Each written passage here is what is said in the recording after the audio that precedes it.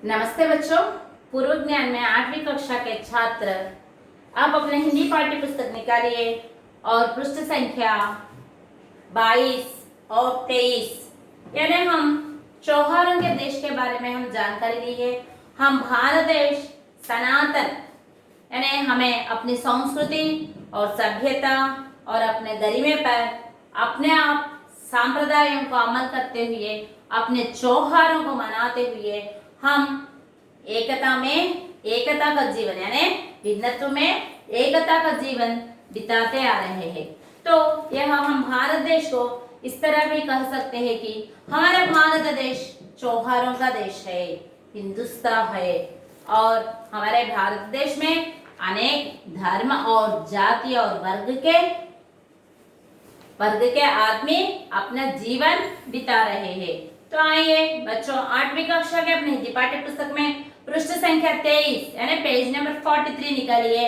हम त्योहारों के देश इस पाठ में आपको 2 या 3 त्योहारों के बारे में पूर्व ज्ञान में जानकारी दी है।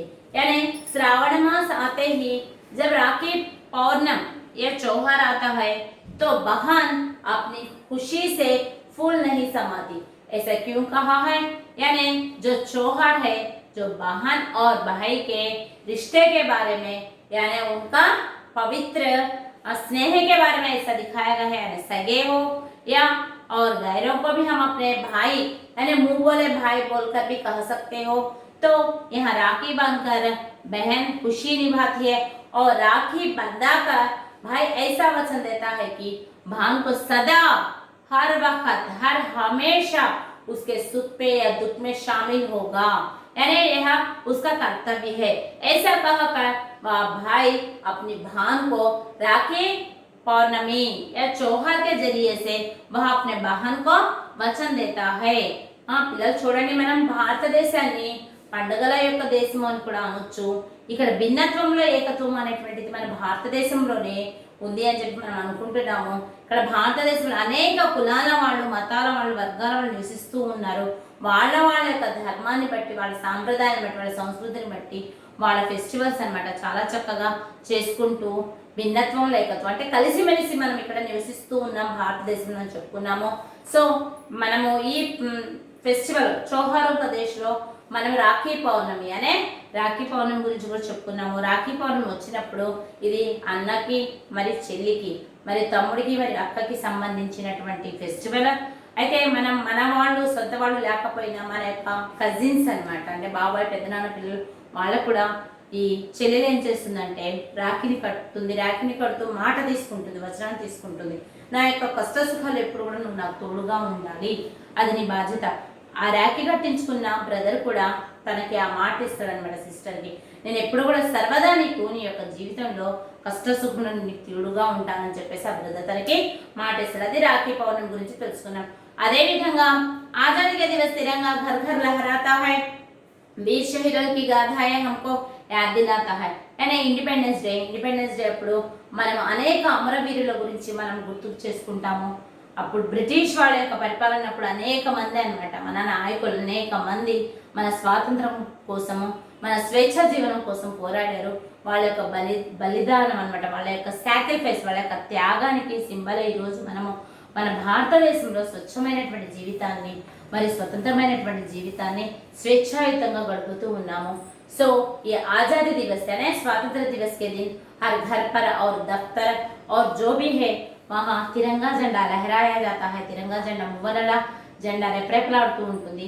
3 రంగులు ఉంటాయి। పైన ऊपर वाली पट्टी सफेद की है और वह शांति की चिन्ह है और बीच वाली पट्टी सफेद का है। ऊपर वाली ऐसा कहा है आपको, सफेद वाली पट्टी शांति का यानी बीच में है वो। ऊपर वाली केसरिया का है यानी त्याग का। हमें तिरंगा झंडा, तिरंगा मुव्वनला झंडा, तिरंगा झंडा इसमें पहला केसरिया रंग की है। केसरिया यानी काशाय रंगो, केसरिया का रंग की है, काशाय रंगो। इसका चिन्ह यह है कि त्याग का चिन्ह है। केसरिया यानी जो भी नेता है अपने अपने प्राण अर्पित करे हैं, इसलिए उनका त्याग के लिए हम इस केसरिया को ऊपर भाग में रखा है तिरंगा झंडे में। और बीच में सफेद रंग यह शांति का चिन्ह है। सफेद यानी शांति का चिन्ह है। और तीसरा हरा यानी हरा भाग, हरा पट्टी, यहाँ हमें खेतों पहाड़ों के बारे में यानी हरा भरा खेतों जंगलों के बारे में यहाँ हरा भाग यानी हरा रंग रखा है। इस तरह हम 3 रंग वाला तिरंगा झंडा रखा है और बीच में अशोक चक्र यानी धर्म चक्र। ये इस पर 4 छड़े रहते हैं। ये 20 पर 4 घंटे, दिन के 20 पर 4 घंटे के लिए चिन्ह है। इस तरह हम आजादी के दिन यानी तिरंगा झंडा लहराता है घर पर बच्चों, या केसरिया सफेद और हरा रंग, और उसके बीच में धर्म चक्र रहता है और 20 पर 4 घंटे चिन्ह से वहां धर्म चक्र और अशोक चक्र भी रहता है। ऐसा हम बता चुके हैं। तो आइए और तीसरा पद्य के बारे में हम बात बताएंगे। आता हर वर्ष दशहरा होते खेल तमाशे, दीपावली पर दीपदान फूलछड़िया खेल बताशे। आता हर वर्ष दशहरा, और दशहरा के बारे में भी आपको पूर्व ज्ञान में बताया है। यानी दशहरा जो देवी की नवरात्रि उत्सव होता है और एक एक दिन एक एक अवतार में उसे सजाया जाता है, और हम दशहरा के अवसर पर हर सुबह या शाम अपने मंदिर जाकर पूजा करते हैं। और सरस्वती ये अवतार भी हमें पाया जाता है इस दशहरा इसमें। सब मिलकर यानी हिंदू धर्म वाले और जो भी मानते हैं देवी को, वह मंदिरों जाकर पूजा पाठ मनाते हैं। यह दशहरा का अवसर, और कई कई रंगीन खेल मनाते हैं और अपने गाँव और इलाकों में कई कई यानी जो भी है होल लगते हैं। इस तरह यह दशहरा मनाया जाता है। तो दीपावली यानी बच्चों का बहुत पसंद खेल है, क्योंकि सब त्योहार बड़े शामिल होते हैं। तो दीपावली त्योहार में बच्चों का भाग ज्यादा होता है, और सुबह लक्ष्मी देवी की पूजा करते हैं दीपावली के दिन, और घर को अच्छी तरह सजाते हैं, और शाम को आते ही यानी दीपों से घर सजाते हैं, और बच्चे खासकर बच्चे पटाखे फूलछड़ियाँ जलाते हैं। इस तरह दीपावली 2 या 3 दिन मनाया जाता है। दीपावली किस अवसर पर मनाया जाता है? यानी नरकासुर का वध श्री कृष्ण ने सत्यभामा के साथ किया है। इसलिए जो राक्षस आदमियों को सताता था और लोगों को सताता था, उसका वध किया गया है। इसकी खुशी में हम दीपावली मनाएंगे। ये तो बहुत खुशी यानी बच्चे खुशी से शामिल होने का त्योहार है। कई कई तरह तरह के पकवान बनाकर अपने परिवार के साथ बैठकर भरपेट भोजन करते हैं दीपावली के दिन। इस तरह दीपावली के त्योहार के बारे में बताया गया है। और आइए बच्चों 14 पद्य यहाँ दिया गया है। भाईचारों का संदेश ले ईद मुबारक आती, मीठी मीठी खीर सिवैया सबके मन को गाती। भाईचार यानी सोदरी भाव, ब्रदरहुड अन्नమాట। भाईचारे सोदरी भाव अन्नమాట। భాయిచారం का సందేశ్ లేకర్ సోదరి భావము అనేటువంటి ఒక మెసేజ్ ని తీసుకొని మనకి రంజాన్ అనేటువంటిది వస్తుంది। ఈ రంజాన్ या भाईचारों का संदेश ले ईद मुबारक, ईद यानी रमजान అనేటువంటిది मुसलमानों के धर्म में 9वां महीने का नाम है। तो ईद का नाम है ईद उल फितर। ईद उल फितर यानी 9वें महीने का नाम है। 30 दिन उपवास के बाद जो मुसलमान है अपने जो उपवास का दीक्षा लेते हैं और शव्वाल के महीने में पहले दिन ईद उल फितर यानी रमजान ईद मनाते हैं।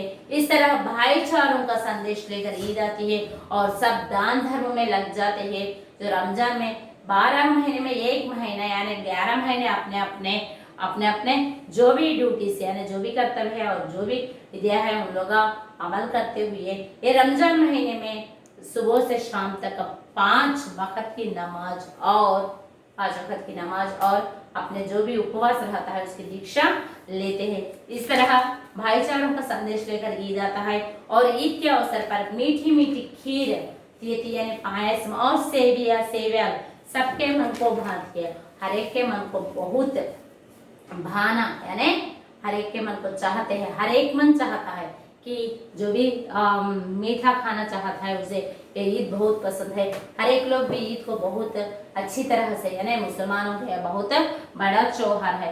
इस तरह उन ईद उल फितर यानी रमजान 30 दिन उपवासों के बाद यह त्योहार मनाया जाता है और सब मस्जिद जाते हैं और नमाज अदा करते हैं और बड़े बच्चे एक दूसरे को ईद मुबारक कहते हैं। इस तरह ईद मनाई जाती है।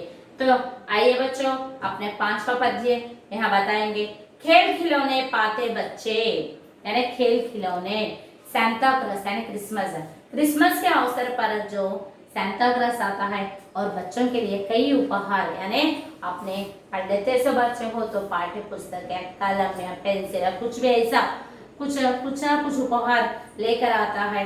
क्रिसमस के उपहार, त्योहारों का देश हमारा, हमको इससे प्यार। इस तरह हम हर धर्म के यानी क्रिसमस भी एक उपवास का और ईसाइयों का बड़ा त्योहार है। यह गिरजाघर में रातों तक और समय से लेकर उनके भी गिरजाघरों में उनकी भी प्रार्थनाएं होती है। इस तरह वह जाकर यानी सांता क्लॉस क्रिसमस ट्री यानी ईसाई का पैदा जो है उसका घर यानी उसका ईसाई का घर वहाँ एक इसके झोपड़ी के रूप में रखा जाता है और वहाँ एक पेड़ यानी पेड़ को रखा जाता है और पेड़ को भी अलंकृत करा जाता है और सांता क्लॉस यानी हमारे इलाके के जो भी आदमी है वह उसके वेश यानी उसके वेशभूषा में यानी सांता क्लॉस के वेशभूषा में लेकर एक थैली और उसमें कई उपहार लेकर बच्चों के वास्ते आते हैं और वो प्रार्थना करते हुए घर घर लेकर वो बच्चों को उस उपहार देते हैं और ईसाई यानी यह क्रिसमस के त्योहार को पूरा करके कई यानी गाने और प्रेयर के जो भी होते हैं वो मनाते हैं और गाते हैं और गिरजाघरों में प्रार्थनाओं में ईसाई लोग शामिल होते हैं और एक दूसरे को और भोजन के बोलना। इस तरह वह क्रिसमस ईसाई का त्योहार भी मनाते हैं।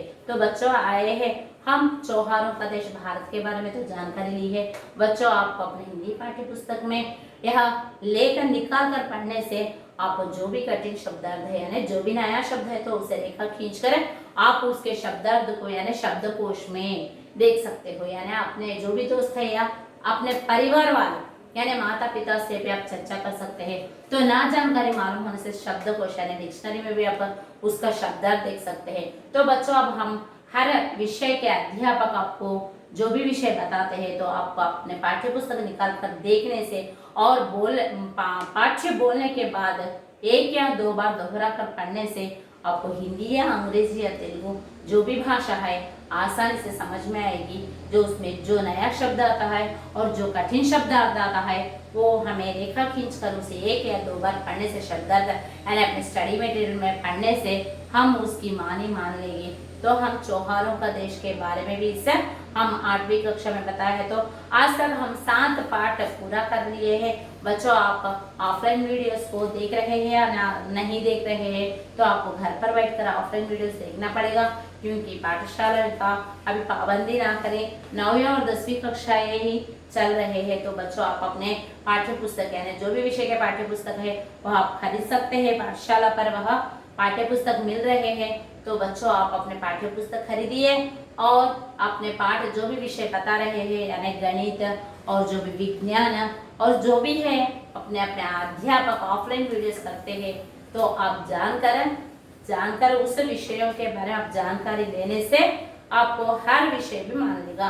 तो बच्चों ऐसा हम इस पाठ में यहाँ कुछ चित्र से दिखाए गए हैं। तो हर धर्म के और हर त्योहार के बारे में हमें यहाँ एक कविता के रूप में पद्य के रूप में दिया गया है। इस तरह हम त्योहारों का देश में यह हर धर्म यानी पहला यह चित्र तो राखी पौर्णिमा के बारे में और दूसरा ये तो आजादी के बारे में या तो दूसरा आजादी यानी तिरंगा झंडे के बारे में और यहाँ सांता क्लॉस और यहाँ दीपावली यानी फूलझड़िया और पटाखों के बारे में। इस तरह हम त्योहारों के देश के बारे में बताया है। तो बच्चों आप अपने पाठ्य पुस्तक निकालिए और निकाल कर यह अपने मनपसंद त्योहार के बारे में 10 या 12 वाक्य अपने पाठ्य पुस्तक में यानी अपने नोट पुस्तक में पाठ्य पुस्तक से लेकर अब एक यानी दीपावली या ऐसे यानी जो निबंध है निबंध के रूप में आप एक 10 वाक्य लिखिए। इसे लिखने से आपको हिंदी आसानी से समझ में आ गई। अगला पाठ और अगली कक्षा के बारे में बताएंगे बच्चों। तो धन्यवाद।